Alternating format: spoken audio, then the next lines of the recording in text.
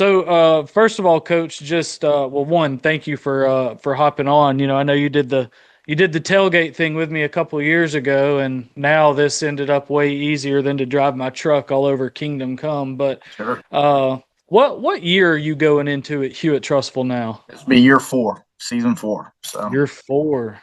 Is that a big year in coaching? Does it matter? What? yeah, I mean, I think so. I mean, I think, Buzz Williams, who's a little bit of a job hopper at the college world, always said that, in year 4, they forget where they were um, before you got them out of where they were. And then in year 5, they act like that time never existed. So a little bit of that, maybe, I tell you what year 4 does for us though, is like, now the kids who were freshmen when our staff first took over here are seniors, and so your day to day runs like a machine. The expectation from high school throughout your freshman team is kind of established with your staff and with your kids, and so there's a lot less trying to develop a program and more just focused on doing what you have to do every day to go compete at our level. So I mean, three years ago, I guess, or 4 years ago when I took over, they were coming off of a 5 or 6 win season and a pretty rough situation as far as where the program's at, and now we're sitting here. We've won 18 plus games every year. We won 20 games last year. We play in the toughest area in the state of Alabama, I think, and have been very competitive in that. And so there's still a lot of humps we got to get over, but for year 4 for us is really it's just started to feel like home from a program standpoint. So we're excited to get started next week. Absolutely. So practice starts officially was October 20th. Yep, Monday. Monday, y'all Mhm. can start. What are y'all doing anything like before practice starts? Are they just in the just lifting? What are y'all Yeah. allowed to do? So I mean, look, especially in your larger schools, 6A, 7A sports. I mean, we really run almost like college programs these days. I mean, it's kind of funny that you say practice starts because I mean we've really become year round. I mean, I think one year I kind of looked at a calendar, and over a calendar year, we really only kind of got away from it completely about 2.5 weeks total, that you're not in the weight room or that you're not doing skill development a couple of times that week.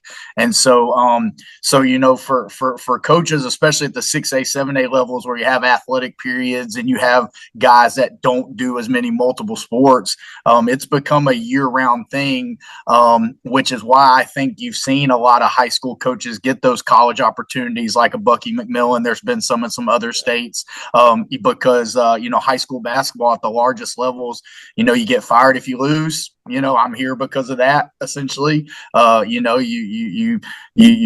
dive into your program year round. You're constantly investing in your community and your youth stuff so that it can, build into your high school program. So it's become a year round job. So the start of practice just means the games are coming.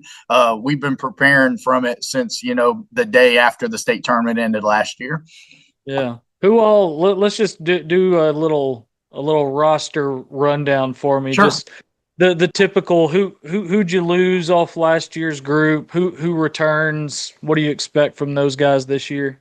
Yeah, yeah. Well, really, we lost, a couple of seniors last year that were just kind of staples, that helped us kind of build it. We had, Dave, Big Dave for us, was a 6'6" guy and kind of a little size that we had. Ben Warren was kind of a guy that'd been in the program from the ground up, but kind of a 3-point shooter. Cooper Langston was a senior for us that just kind of was that tough, gritty, not necessarily overly skilled or talented, but just we never could take him off the floor because he just kind of was a program kind of guy defensively and knew his role and played his tail off. So those 3 guys will probably be missed from a leadership standpoint, especially. But from a talent standpoint, I'm not sure. We've got a lot of what we'll just consider like basketball guys. Guys that get in the gym that are a little bit of gym rats, so coming back this year, like Colt Wells has been a 3-year starter for us at playing point guard, and Rashad Raleigh, who's now a senior, will be a 3-year starter for us. That are in our senior class. And then you have guys like Ryan Phelps, who's a senior, who's played a lot of basketball, played meaningful minutes last year.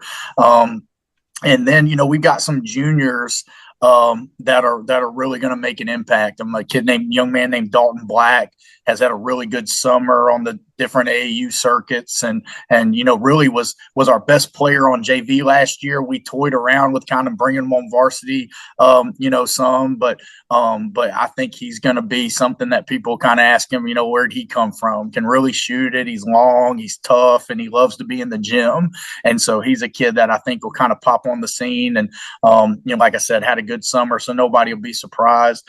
Tyler Wilson is in football, and we expect him to be in football a long time. But he's a freshman who essentially played starter minutes at the end of our season last year when we got into area play. So he'll be a sophomore, and he we hadn't seen him since June because he's been off trying to compete for a championship with football. But once we get his legs underneath him, he'll be a good player. And then we really got a pretty balanced team this year. I mean, we got some young guys. Baylor Strange can be a junior for us. Demarion will be a good player for us. Casey Sears is another sophomore that should see some varsity minutes. So, we got some talented guys that have come through our, youth programs as basketball players, not guys that, played football and baseball their whole lives and then, decided to play basketball in high school or middle school. We got some kids now that are starting to come through the program that have been basketball kids and are skilled. And we got to get tough. I'm a little bit concerned about rebounding and guarding bigger players because we're not big, but excited about kind of see where our team can improve and get better and go compete this year.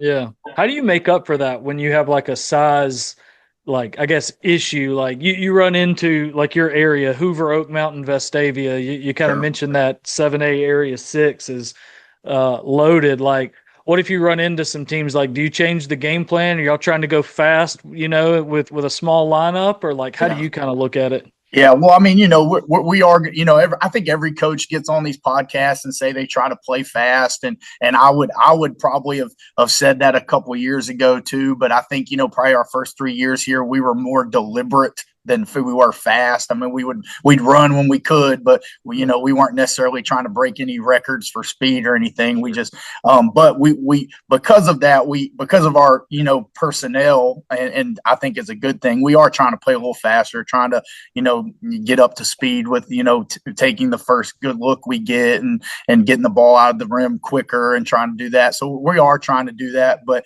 another token word for all us coaches. I mean, it kind of just comes down to toughness a little bit. I mean, like, rebounding, I think, rebounding, it's not like shooting or that's a skill. Like everybody can go rebound. You just got to go rebound, and so it becomes a toughness and want to thing, so, we're obviously going to hammer that home. We've been talking about it all preseason as something we're concerned about. So, trying to, in the weight room with our physicality or even our athletic, lifts, or even just when we talk on the floor about how important it is that we, hold people to one shot and are able to rebound the ball, because if you can't rebound, you can't play fast. So, so I know, it's a cliche word of toughness and grit and all that crap, but essentially that's what it comes down to. So we're going to have to play with that because, Hoover's got, 6'10" going to Vanderbilt. Vestavia's got 6'9",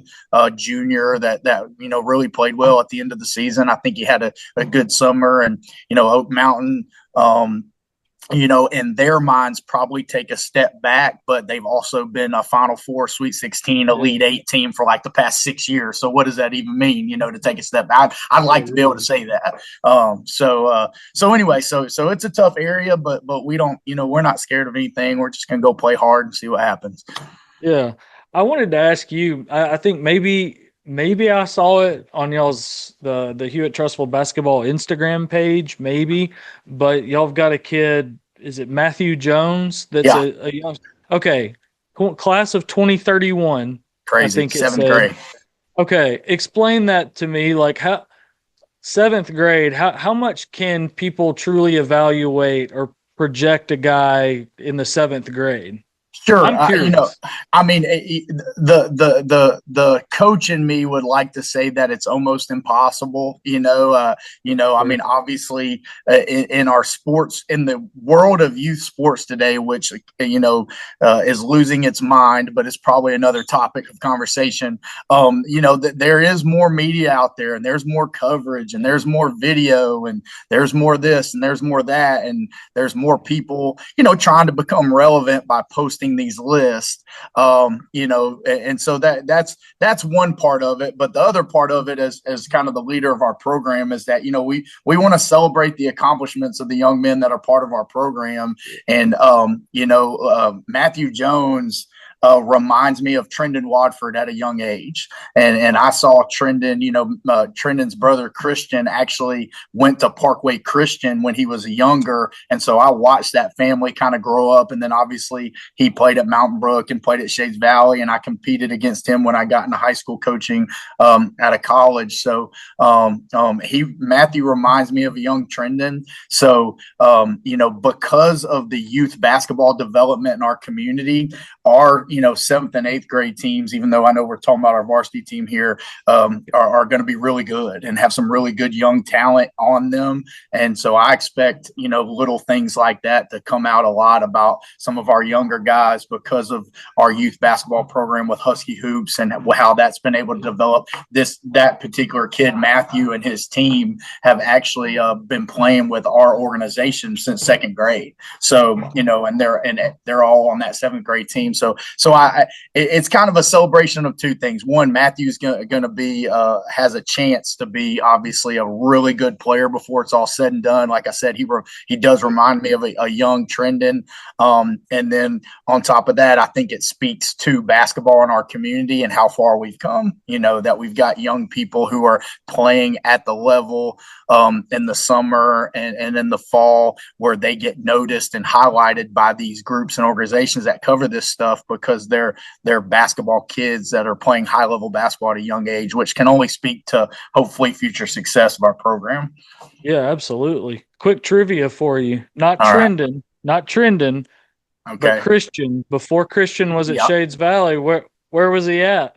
He was here for a second, for sure, for sure. And that's what's so crazy about Hewitt. I mean, I hope this doesn't come across rude, but I always I think I told you when we met a few years ago, like this is kind of the job I always wanted. I saw it kind of as my high school dream job, somewhere I really wanted to be, somewhere I thought we could have some success. And I'm not saying we'll win a state championship, but I thought we could sustain a level of success that would make the community proud for a lot of years. But, they've had some good players come through here, and I've had coaches tell me that this is a place where coaches come to end their head coaching careers because they all get fired and they never get head coaching jobs again. And, we've really worked hard to fight against that narrative. And then also, I mean, I met with Matt Dickey today because he helps with our, youth basketball. I mean, Matt was a stud. Matt's younger brother was a stud, or older brother was a Ryan? good player. Yes. Yeah. I mean, Ryan was a good player. And then you had, Jarvis Calhoun came through here. You had, Calhoun was a baller. J Tubbs. yeah, Justin Tubbs, was a good player. Christian Watford obviously was, here Jeremiah for Millington. Jeremiah Millington and those guys. So like you've had some solid high school basketball players, some guys that have went on to go play college. Clay Chalkville, when I was there, my first year we had a kid by the name of Hassan Abdullah, and we went 25-4 with him, and he goes on to Navy and has a great career. Well, at that time, that was the first Division I player who had ever come out of Clay Chalkville High School was Hassan. And here I'm at Hewitt, a place where, up until now, not a lot of people would consider our basketball program as a mainstay, but we've had some good guys come through, and so we're looking for sustained success right now. Like I want to prove, I think Bo Khan was the last coach who had kind of a 3-year run of, let's say, success. I mean, listen, winning a state championship's tough, and it's more tough now that we have 7A and the elite schools in basketball. It makes it really tough. But what I want to have here is just sustained success, and that only happens when you build it through the youth and when you work at it year round. And so we're pretty much doing that. Do I want to get that ring? For sure. Now we work every day for it, but I think there's something to be said for being able to get to a place that we are expecting to win every time we hit the floor. Yeah, and like I would say in a way that Bo Khan era, because that's my era when I was at Hewitt. Yeah. I wasn't on the court. I mean, I was in the front row of the student section heckling, sure. But Justin Tubbs was a good friend of mine even through into college before he transferred out of Alabama to East Tennessee State. Yeah, I think that yeah. But I mean, you had Justin Tubbs, like that 05 team, I guess. You had Jeremiah running the point. You had Tubbs out there as a junior. I think Dave Holloman was maybe like a sophomore on that team, and he's 6'7", something like that. Right. Austin Overton was in my grade. He's your 6'4" sharpshooter. Like they had the pieces. Sure.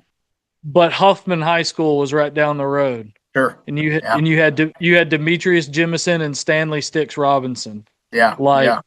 And Andre Smith throwing a block. Like I mean, playing underneath the goal. Yeah, for sure. No one was and I mean it. And I think you can go through a lot of years and say that. I mean, I remember even back in the 2000s, you had Heath Argo. Like Heath Argo and his team were really good. Like that was when I was in high school. They were really good. The problem is they had a sub-regional cross with Woodlawn, who had 3 Division I players on their team, and actually Woodlawn, the guy who actually he ends up going to Auburn playing safety and ends up in the NFL.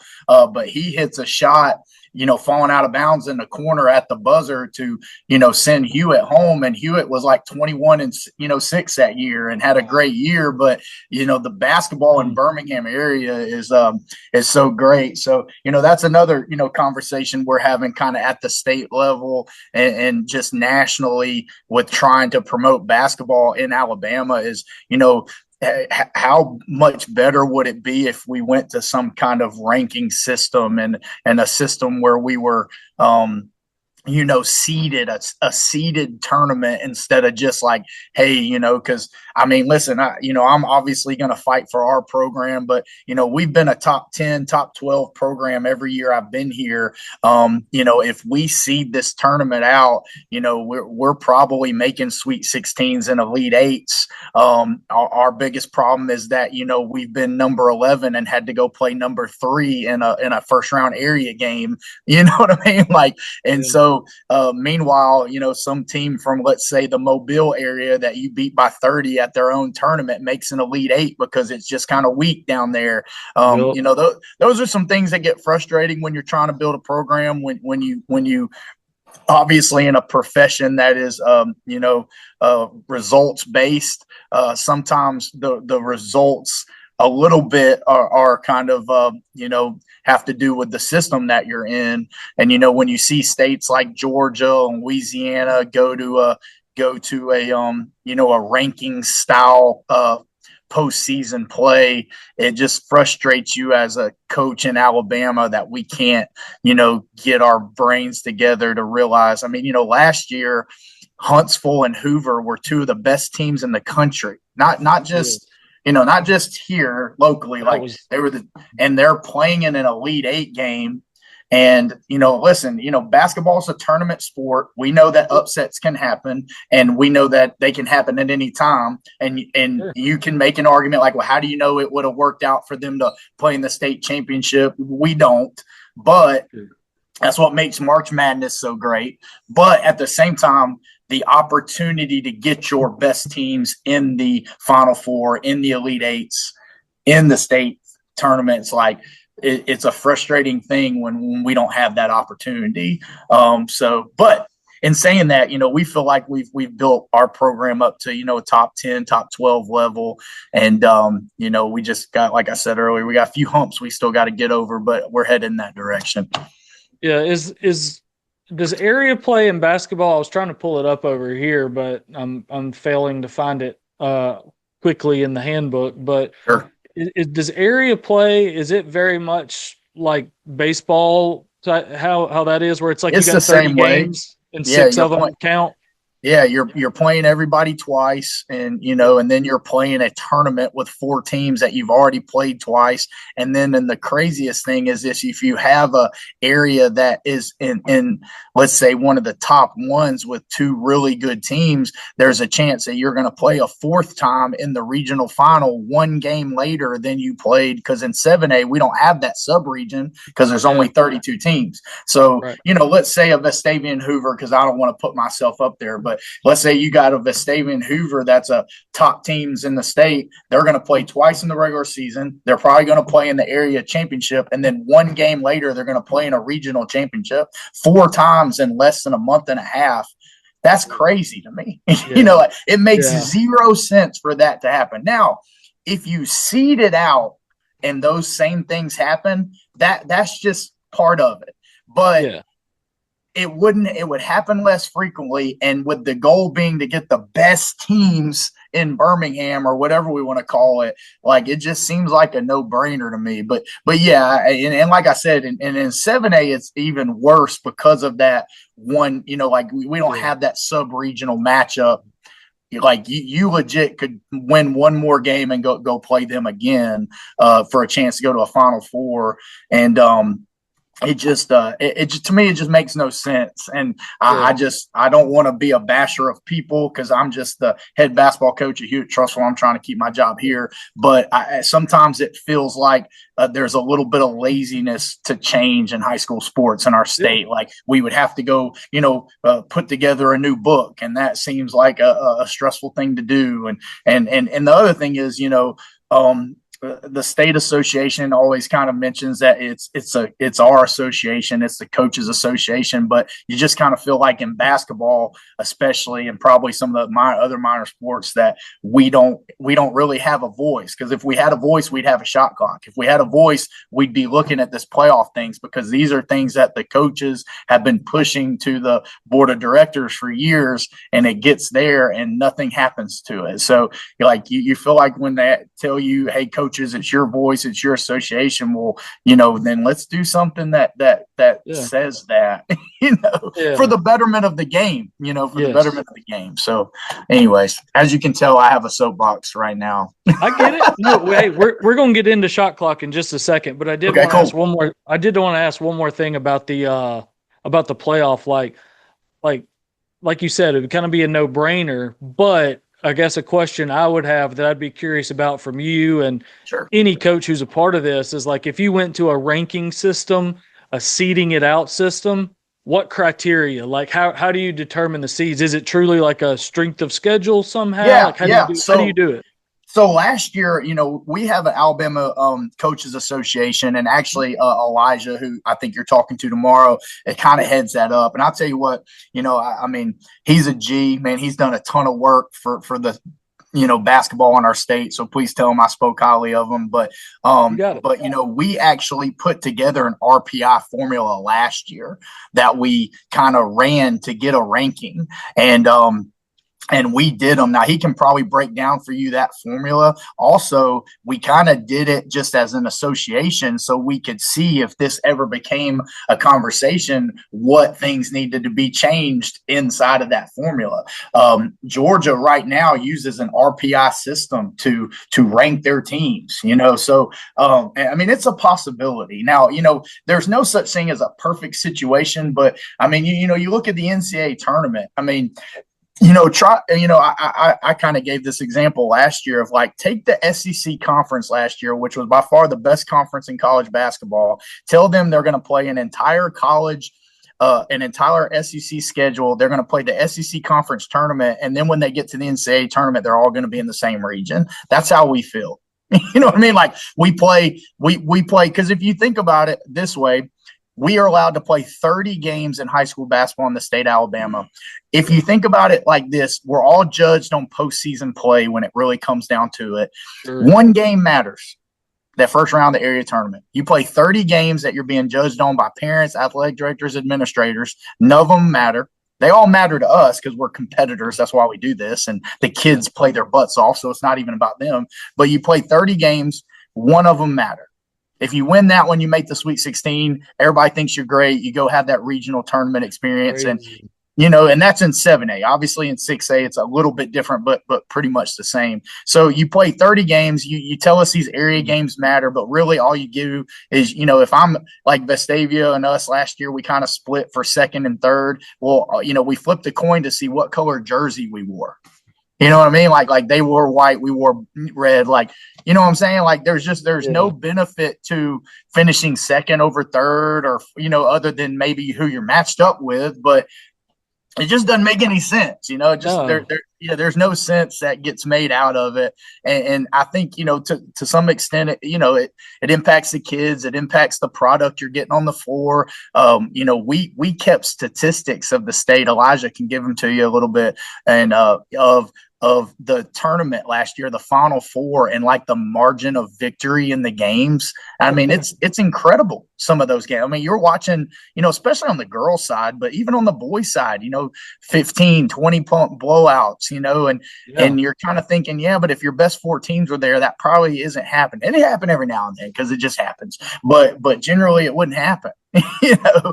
And so there's just a lot that is being discussed, headed up by our coaches association, who's trying hard to get the game changed. I think we're close, but we need some big timers up there at that board level to want to take this on, for the betterment of the game and for the kids. Why do you think they're not taking it on? Well, I'm not saying they're not taking it on. Why do you think there's a potential laziness about it, or why does it feel I don't know. I mean, I think you can sit in a boardroom with a lot of different groups of people, and you think you got to make everybody happy and dot your I's and cross your T's for everything, and maybe that scares people away from just making a decision and then attacking it. I just know it seems like in other states, rules and things get changed every time. Like, Georgia, for instance, because they're just so close to us, they've literally changed a rule and how they were going to do something every year for the last 3 years. Well, like if they can do it, why can't we do it? We start talking about every 2 year. We don't want to change a rule during a 2-year cycle, and we don't want to do this and we don't want to do that. And what about the small schools and travel? And I'm like, well, wait a minute now. Last year, Hewitt-Trussville drove all the way to Mobile for the Baker playoff game. You have a regional. I mean, literally last year, you had a regional taking place in Birmingham that had Mobile schools driving to Birmingham to play regional basketball games. So let's quit acting like travel is a big deal. You know what I mean? So, I mean, there's just so many ways that it seems to go. And it's like, look, we're not saying there's a perfect system, but the one we currently have for how we come up with our championships and our playoffs, it's just, it's not good. And if in anything, in any group leadership, whether it be the AHSAA, whether it be the Board of Control, whether it be the Trussville City Council that we've had to pay too much attention to this year, any of this stuff, if they only made decisions when it benefited, 100% of everybody and there was nobody mad, nothing would ever get done. At some point, that's what leadership is. It might not be the perfect scenario, but if there's a better situation out there, why not pursue that? Right. And, I think you're going to, I think we hide. There's some things that I think we still hide behind a little bit in athletics. Number one being is like, there'll be this conversation about, well, it's high school athletics. This isn't college. This isn't pro. And I'm kind of like, yeah, but it's treated like that. I mean, every year there's a coaching carousel in football. Every year there's a coaching carousel in basketball.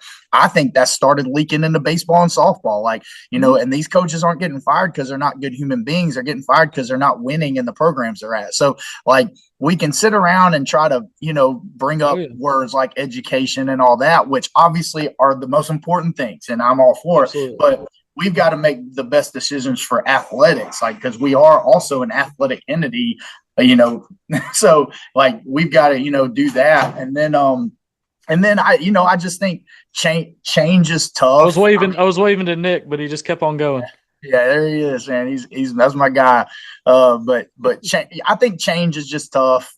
Change is Yeah. tough, and one of the frustrating things for basketball coaches has been though that we've watched, and I'm a huge football fan. You see me at every game, go Huskies. Yeah. But like that we've watched the ALFCA, Alabama Football Coach Association. We've watched them work very closely with board of directors at the state level to get changes made to football, but no other sport can get anything Yeah. changed. I mean, their 7A playoff format this year. Different. And even that needs to be changed, because I mean you're looking right now where Thompson's number one team, Central Phoenix number one team, or number one, number two, and they're going to play each other potentially in the semifinals. Like, so Same why side of the can't you bracket. look at that system and say, hey, this is probably broken a little bit? Like the eye test does matter. I mean, like, listen, it didn't take a genius basketball guru to tell everybody that Hoover and Huntsville were the two best basketball teams in our state last year. Like it did. I mean, again, could they have gotten beat every night, any night? Sure, that's basketball. That's why we love the sport. But at the end of the day, those are the two best teams. So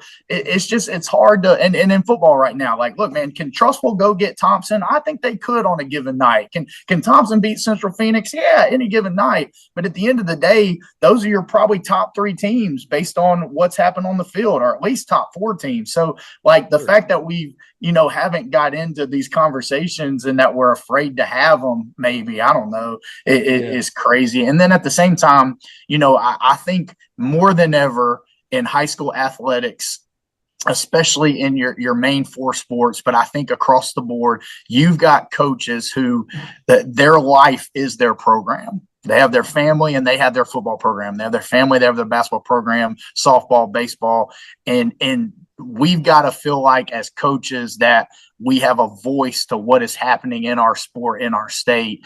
And that's been the frustrating thing, I think, for our coaches at the state. I mean, we've got more great programs. I mean, we go to other states and we beat other teams from other states and we compete at the highest level. We've got players and kids. We got more basketball players going to play college basketball from the state of Alabama than we ever have. And our game is still the same as it was in 2002 when I was a senior. Nothing's changed, So we gotta get some answers on that, but hopefully we will. Yeah. Let's talk about the shot clock. Okay. We're gonna stay up on this soapbox together here. Sure, let's do it. But well, one, I guess obviously nothing new. That just came out. The decision tabled like a week or two ago, whatever it was. But first, in the non-area, non-playoff play, did y'all utilize it last year? Will you utilize it this year? Yeah, so we have shot clocks. In fact, as soon as they didn't make the rule, but as soon as they allowed us to play in shot clock games with like what you just stated, we ordered our shot clocks. We did not get them in till the last month of the season last year. So we actually weren't even able to get them up until after the season was over. But in saying that, every game that we can play with a shot clock, we're going to play. I mean, I've even, when I sent out teams starting to schedule and we were talking about playing at our place, I'm like, hey, if you're playing at our place, we're playing on a shot clock. Otherwise, we're not playing, And so there's that. So we're going to play with them. We have them up. We practice with them, so we're ready to go on that. We started this process really in 2021, though. Like I was looking back at some stuff, and 2021 was the first where we started to really push for this thing. So when they, the frustrating thing about the comments you just read where they said we're going to table it is like we've been tabling it now for 4 years. I mean, the reason some of us have shot clocks is because a year or so ago, y'all said we could start to use these, in non-area games. Is that not tabling it? Like, what I'm saying? Like, I mean, and they keep asking for more data. I mean, we've given them literally the mountains of data about the games played and the impacts of it in other states, and then the votes from every classification from every coach in the state of Alabama. We've given them this data, so when they Yeah. put things out there like we need more data, I'm like, there is no more data, and Gosh. so, and then obviously, I think there's 34 states out of 50 or whatever that are playing with a shot clock now. So are we going to be the 50th out of 50 when by the time we get it? So the prices of shot clocks have actually gone down. 2 years ago when we started this process, I mean, they were around like $5,000 to $6,000 for a set. Now you can go get a set for about $2,000. So the idea that it's too expensive and this, that, and the other, I'm like, man, other schools are doing it. The biggest problem that I hear from the other coaches is, and I do understand this, and that's why I appreciate Lance Walker and our AD for kind of allowing us to do what we did. But a lot of schools, until it is considered a rule, they're not going to approve the purchase of the shot clocks. I mean, because I think about that. We spent that money on two shot clocks. Well, what if they come down in 2 years and say, hey guys, we're never going to do this? So, we're out whatever we paid, because we got the really nice one. So we paid, probably $5,000. But a lot of the schools that I talked to that voted yes for the shot clock, that 100% are all in, they're just handcuffed a little bit by, until it's a rule, they're not going to be approved to make that purchase, which is probably smart. So at the same time, like, I just, to use the words, we need more data, and we're going to table it with as much work as Elijah's done, our coaches association, as much talking that we've done with the media about it, was really just a little frustrating, a little bit of a slap in the face, to the Yeah. coaches, because Yeah. we're not tabling something that came up 2 months ago. We're tabling something that was brought to the thing 4 years ago. Years ago. So there's that. Yeah. Man, that's so much that's gone into it. Like, Sure.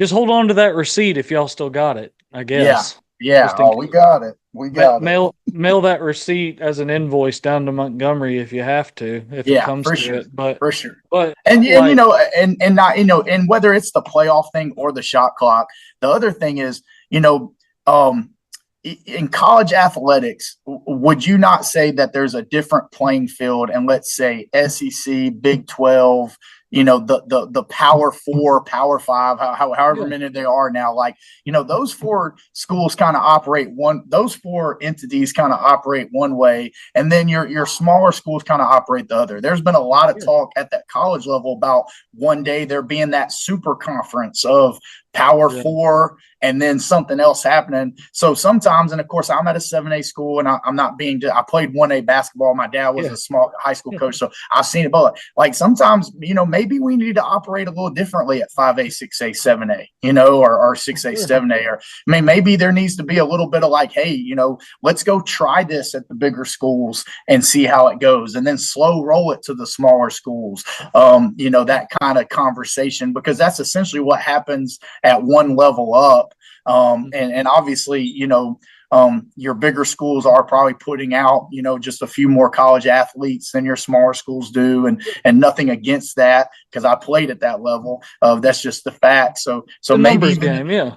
yeah, and I mean, because like in 7A football, when they get to the playoffs, they can use review. They can literally go and review calls and throw a flag, and like it's only in 7A. Well, part of it's because of the money and the cost and the facilities that 7A play in compared to the other. But why do it just seems like we kind of pick and choose when we want to do different things, and maybe we do need to, if we're so worried about, let's say, this smaller schools over here, then you can do things for what's just best per classification, maybe.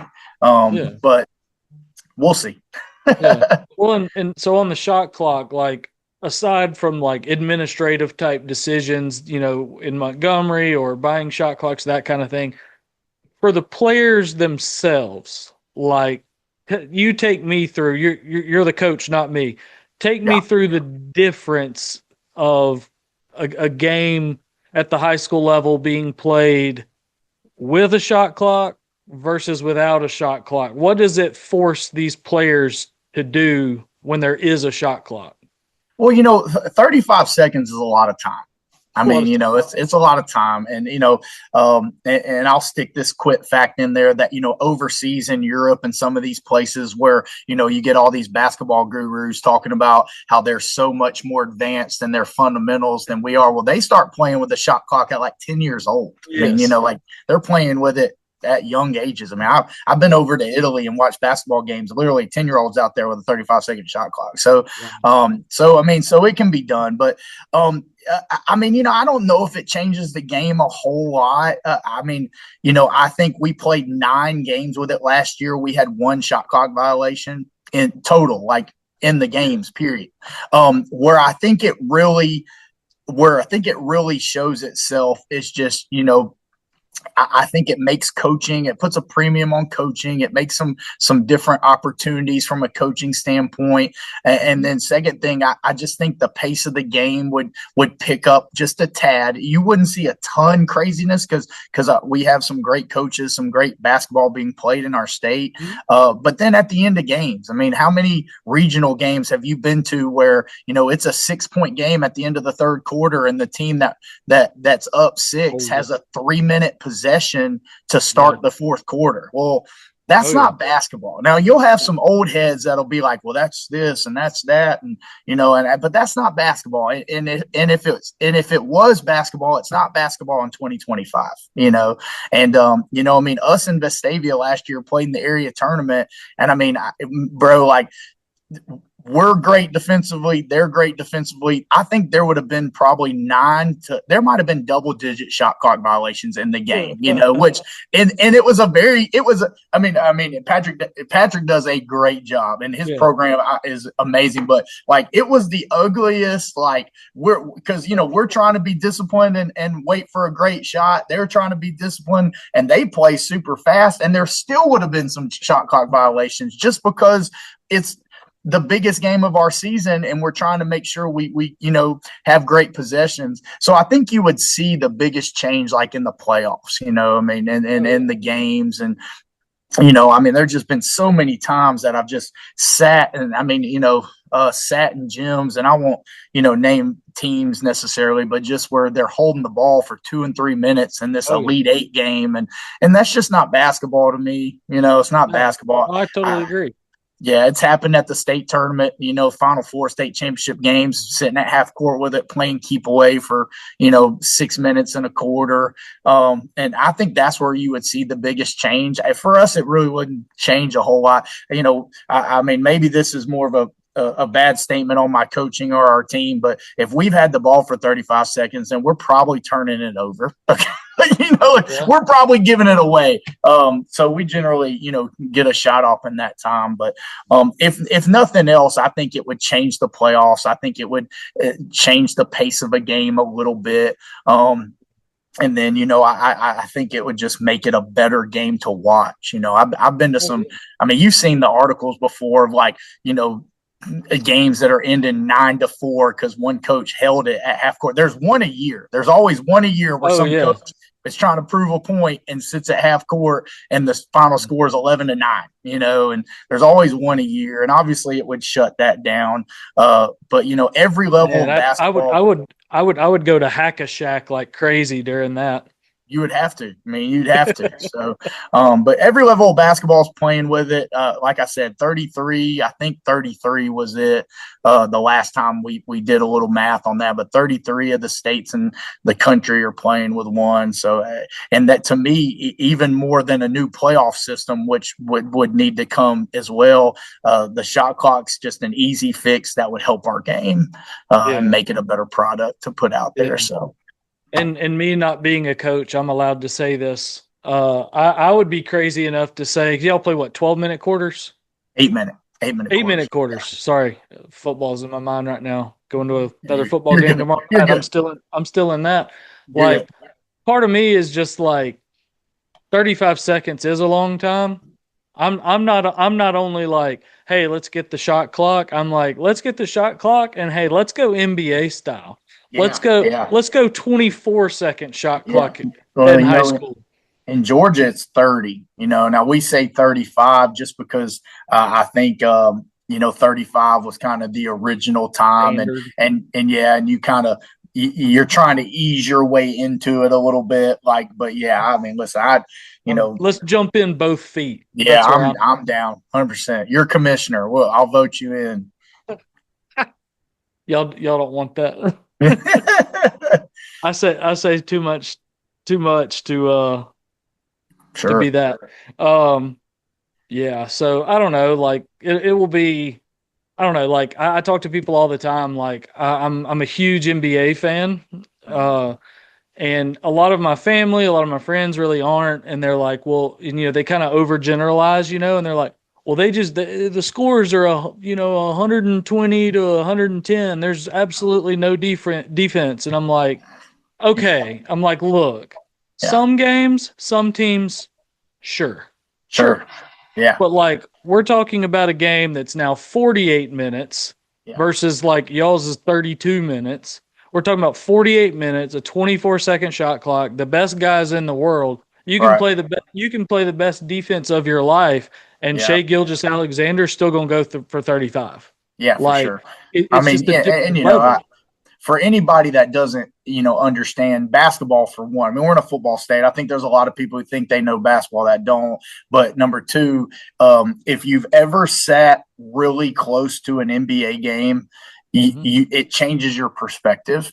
Yes. Because number one, it's the best coaching on the planet. Every night you're having to figure out how to guard the best players in the world in a league that the rules are want scoring. I mean, no defensive Yeah. 3 seconds, and like there's some rules that you deal with in the NBA that legit are catered to the offensive player, and they're Sure. trying to guard that, like you said, for 12-minute quarters, 24-second shot clock. But when you go sit, I would encourage anybody that thinks that, like, if they sat courtside and watched those Yes. elite skilled athletes, how hard they have to work to just get a catch, just get open Yeah. sometimes. Like Yes. I think it would change. I think a lot of people watch it on TV and they don't really know what they're watching, but if they ever sat real close and really watched, they'd be like, these guys are wild. I mean, It's crazy. I try to go to a Celtics at Hawks game every mm-hmm, year. mm-hmm. Every year I try to go to one of those. Yeah, yeah. I mean, it's a And different level, a different game.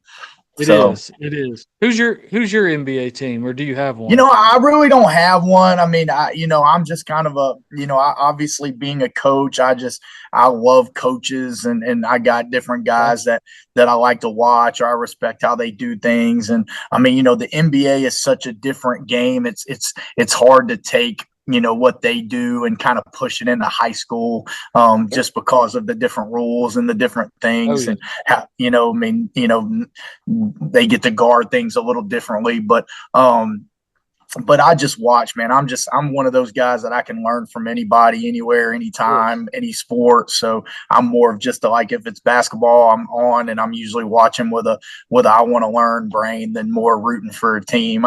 I guess if the Lakers were ever good and didn't have a sissy on their team, I would probably be a little bit of a fan. But I was a Kobe guy just because I thought he was a dog. So Yeah.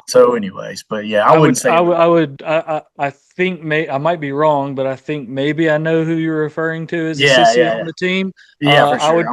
would I would put Kobe ahead of him on the all-time list too. Oh, for sure, no doubt, no doubt.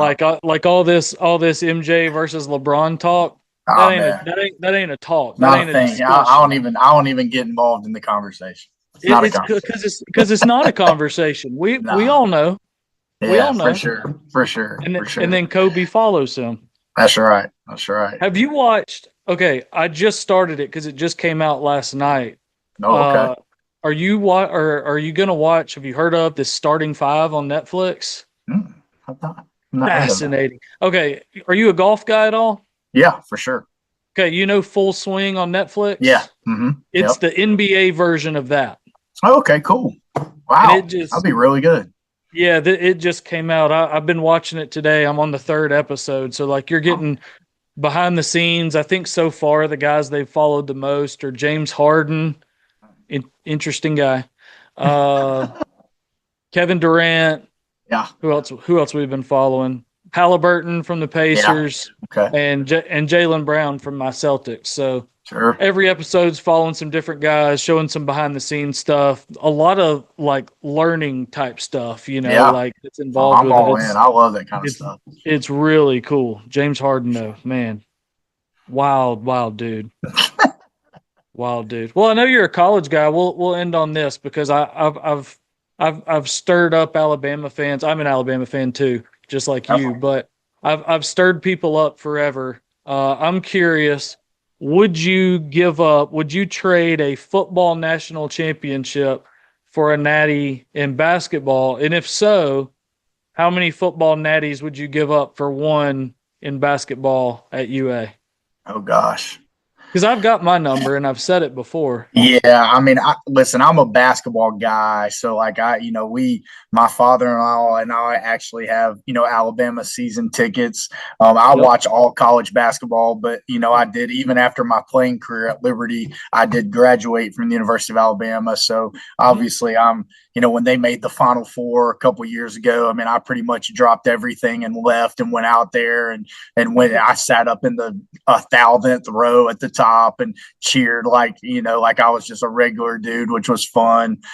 So I mean, listen, there's probably not there's not an amount of football championships I wouldn't trade for a basketball. I mean, I Perfect. like don't give me, and maybe it's because we've lived in the Saban years, so it's kind of like how many That's I've got yeah, 7 championship T-shirts or whatever he won. exactly. But I just listen, I no offense to football, I think the hardest sport to win a national championship is basketball, Yeah. because of the even the greats can have an off night. I mean, even the greats can have an off night, and if your great has an off night, you're beatable by anybody once you get to that Yeah. tournament. And so to survive that for 4 5 games, whatever it is, to me, it's just an incredible feat. I mean, there's an argument to be had that our Final Four team wasn't even close to as good as the year before that. Four. I mean, what I mean? It's wild. Let's be honest. When we went into the tournament the year Bama went to the Final Four, as a fan, you were just hoping they'd get out of the first weekend, and then you're sitting Yeah. there and you're like, "How do I get tickets to the Final Four?" So, and where the year before, I literally didn't go to a couple of the rounds of the tournament because I was like, well, if we make the Final Four, I'm going. So, Going. I mean, basketball is just the toughest sport. It's a matchup game. Like, you can be a bad matchup for a team, they can be a bad matchup for you. So to win a national championship in college is just incredible to me, and it takes a lot of consistency over those weeks. So, man, if Bama ever won one, I would. I mean, it's hard to do, man. I mean, come on, one Final Four in a million years, and we've had a lot of really good teams, a lot of really good coaches. I mean, to see legends like Bruce Pearl, Mike Krzyzewski, all those guys, like, to just have the few Final Fours that they've had, championships that they've had, like, they're considered the best ever in the game, and it's only happened for them a few times. And then as a coach, I always think about the really good coaches that's never tasted it, that's never won one, and that they're really good coaches. They do an incredible job. They've had success, but winning a national championship just because of the program they were in or whatever, just probably didn't present itself. So I mean, it's incredible. So I'd give up whatever.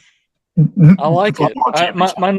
My number was always 5, Yeah, and the, yeah, and they came after me with pitchforks. So I'm gonna join you now yeah, and confidently say uh, there isn't a number. I yeah. don't care. No Like, I number. mean, and that's the reason. If we hadn't, the answer would probably be slightly different if we didn't have the Saban era. You're Yeah, right. yeah. No doubt. But There's no doubt. even then, I think now I can say take the Saban era out. Yeah, I'd give up 5.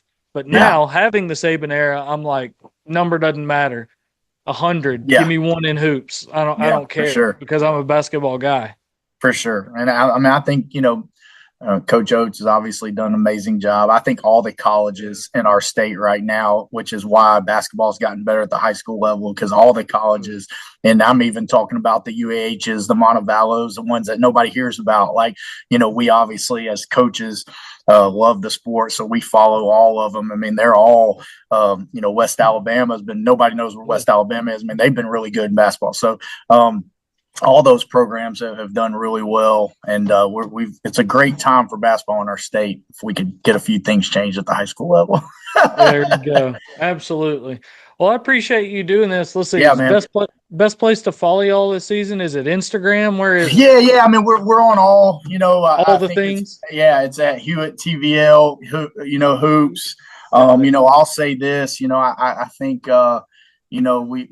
I think it's really cool to think about me and you sitting on the back of that truck a few years ago and where the program was and just, how hard we worked to get it to where it is now. Bryant Bank Arena, as big as it is kind of a place to be on a Tuesday, Friday night when we host some of these really good programs. So, I still think the best is yet to come for Hewitt-Trussville basketball. And, as I always say, I just feel so blessed to represent the community as the head coach of our basketball program.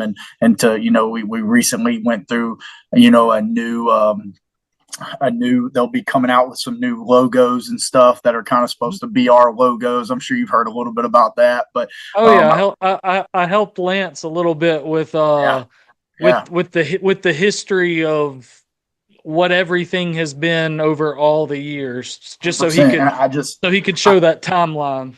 Sure. And I just, as somebody who's in the community, I really hope that people who watch this or that tune into things like understand how special of a place Trussville really is. And we got a lot of, politics and this and that, and, that go on sometimes. But, to have a school the size of ours and the amount of kids we have, but to still have that hometown,